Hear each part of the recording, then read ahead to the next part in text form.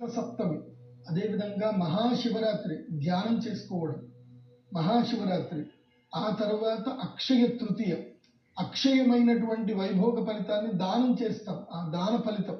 ఇలా మహాద్భుతమైన పండుగలు, దివ్యమైన 2 ముహూర్తాలు.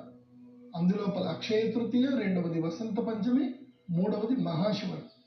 ఇలా ఇవన్నిటి వల్ల మనకేమవుతుందంటే మన యొక్క పాపకర్మ మొత్తము కూడా భగవంతుడికి మనం నివేదన చేసేదంటే మన కర్మ ఫలితాలు మొత్తం భగవంతుడికి నివేదన చేస్తే ఆధారం.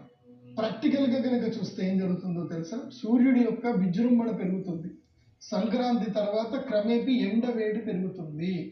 ఆ ఎండవేడి పెరిగి ఏమవుతుంది అంటే మురికి నీళ్ళని గ్రహిస్తాడు ఆయన, మంచి నీళ్లను గ్రహిస్తాడు, ఉప్పు నీళ్లను గ్రహిస్తాడు. అన్నిటి దగ్గర నుంచి నీళ్ళు ఎలా తీసుకుంటాడు?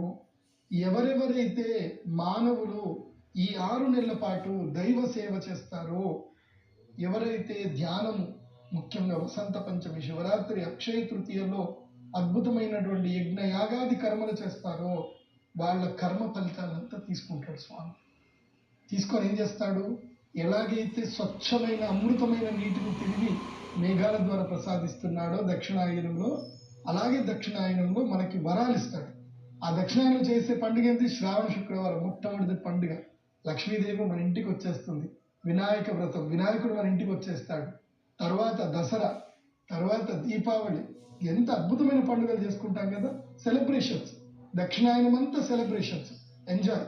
ఉత్తరాయణం అంతా ధ్యానం, డివైన్ అండ్ స్పిరిచువల్ ఈవెంట్స్. అందుకే వారాహి నవరాత్రులు మధ్య సంధికాలంలో వస్తాయి. ఇది సంవత్సర కాలం.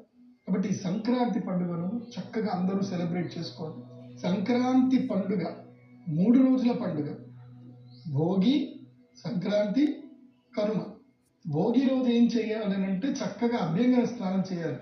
చిన్నపిల్లలందరికీ, అంటే 8 ఏళ్ళ లోపల ఉండేటువంటి పిల్లలందరినీ కూర్చోబెట్టి వాళ్ళకి చెరుకు గడ్డలు, రేగి పళ్ళు ఉంటాయి కదా, వాటిని బదరీ ఫలాలు అంటారు. ఆ రేగి పళ్ళు, వెండి బిళ్ళలు, తర్వాత రాగి బిళ్ళలు, సో అలా అన్ని కూడా వేసి వాళ్ళకి భోగి పళ్ళు వేయాలి పిల్లలకి. సో మిగతా పిల్లలందరూ కూడా ఆ పళ్ళన్నీ తీసుకుంటారు. ఇదొక సరదా పండుగ. సో పిల్లలకి అది చేయడం వల్ల ఏంటంటే పిల్లలకి బాలారిష్ట దోషాలన్నీ పోతాయి. భోగి పళ్ళు వేయాలి. ఆ తర్వాత నెక్స్ట్ డే ఏంటి అంటే సంక్రాంతి. సంక్రాంతి రోజు ఉదయాన్నే లేచి తలంటు స్నానం చేయాలి.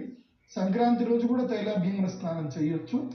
అయితే సంక్రాంతి రోజు స్నానంలో వైశిష్ట్యత ఏంటంటే మనము నీళ్లు పోసుకునేటప్పుడు ఆ యొక్క నీళ్లలో కొన్ని తెల్ల నువ్వులు, నల్ల నువ్వులు కాదు, తెల్ల నువ్వులు నీళ్లలో కలుపుకొని నెత్తి మీదకి స్నానం చేయాలి. సో తెల్ల నువ్వులు